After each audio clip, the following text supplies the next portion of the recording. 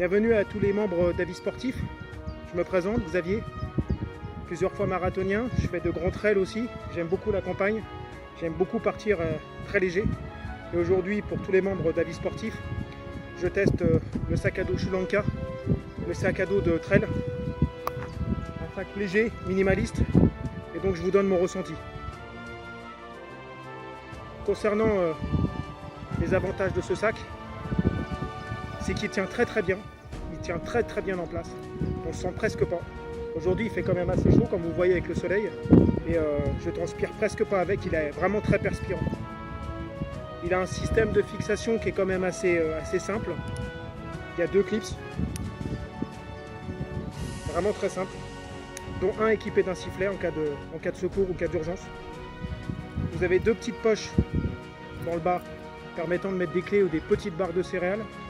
2 poches en haut aussi pour mettre 1 à 2 barres de céréales. Et 2 grandes poches pour mettre des flasques allant jusqu'à 500 ml. Donc ça aussi c'est un grand avantage. Dans le dos, vous avez aussi 2 pochettes, dont un sac qui peut contenir la flasque et jusqu'à 6 litres. Vous avez aussi pour les bâtons 2 systèmes de fixation avec le scratch pour pouvoir faire du trail et au cas où vous glissez, il reste accroché sur vous. Donc ça aussi c'est vraiment un avantage. Donc maintenant, partie amélioration. Il n'y a pas grand chose à améliorer, je pense, sur ce sac.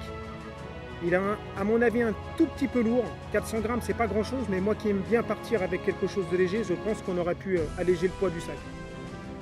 Les 2 petites poches qui sont en haut sont prévues pour des petites barres, mais on ne part pas sur des grands trails, donc c'est très bien, mais c'est vraiment de très petites barres, ou alors une paire de clés ou quelque chose comme ça. Par contre, il y a de très grandes poches, et ces poches-là, en fait, moi qui ai des petites mains, je ne peux pas rentrer mes mains dedans.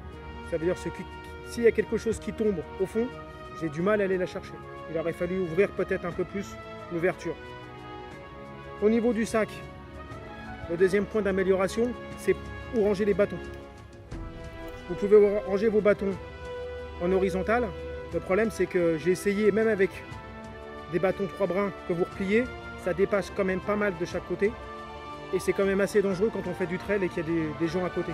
Je pense qu'il aurait été judicieux de mettre les bâtons en vertical. Et le dernier point d'amélioration se trouve pour la flasque, à mon avis.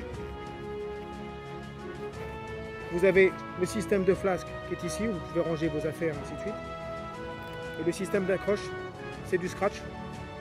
À plusieurs reprises pendant mes trails, avec ce sac, la pochette se décroche et tombe au fond du sac. Donc vous vous retrouvez avec une poche d'eau qui est au fond, ça c'est gênant. Si j'avais à choisir ce sac et à vous le recommander, je vous le recommanderais, je vous dirais allez-y, pas de souci, c'est vraiment un très bon sac.